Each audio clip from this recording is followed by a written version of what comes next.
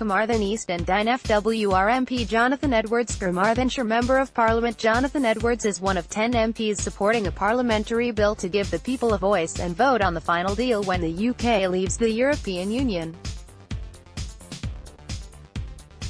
The bill, which was debated in Parliament this week, was passed unopposed, and will now potentially move towards becoming formal legislation. The People's Vote campaign, which launched last month, said it wants to ensure that the government's Brexit deal is put before the country in a public vote so that we can decide if a decision that will affect our lives for generations makes the country better or worse off. Carmarthen East and Dinefwr MP Jonathan Edwards said he supported the principle that the people should have a vote on the final Brexit deal once the Westminster government had completed its negotiations. Mr. Edwards, who is also Plaid Cymru's Treasury spokesperson, said the terms of leaving were never put to voters during the 2016 referendum. Not seeking to ignore the referendum vote, Mr. Edwards said he wanted voters to have the chance to make an informed decision, particularly in relation to major economic frameworks, such as the single market and customs union. Jonathan Edwards MP said, when the referendum was held, the Leave campaign did not outline what a vote to leave meant, other than the infamous broken pledge of £350 million a week for the NHS.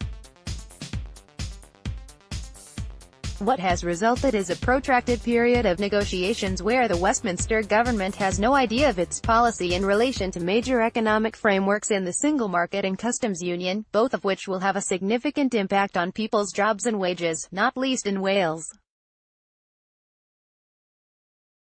It's clear to me that people deserve a chance to make an informed decision on the final deal which the Westminster government reaches with the EU.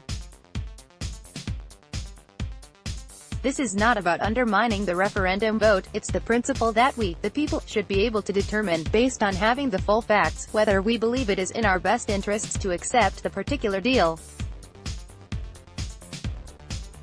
My position since the day after the 2016 referendum has been to preserve our position in the two key economic frameworks of the single market and customs union, and I will not personally support any deal which does not achieve those objectives.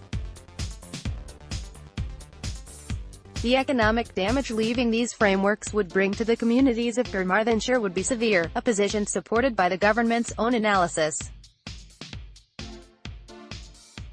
The Labour Party is supporting a reckless hard Brexit, not least by handing powers from Wales back to Westminster and essentially having the same position as the Tory government.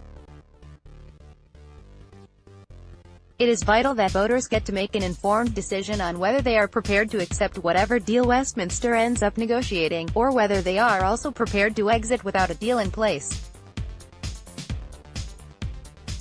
The principle for me is that the people decide their own destiny, not a few ministers in London.